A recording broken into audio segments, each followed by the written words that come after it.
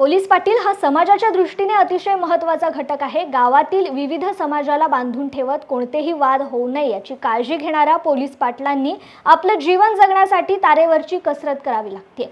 परंतु आता या पोलीस पाटलांच्या मानधनात राज्य शासनाकडून भरघोस अशी वाढ करण्यात आल्याने त्यांच्या दैनंदिन गरजा पूर्ण होणार असून ते कोणत्याही आमिषाला बळी न पडता आपली पाटीलकीची जबाबदारी व्यवस्थित पार पाडू शकतील।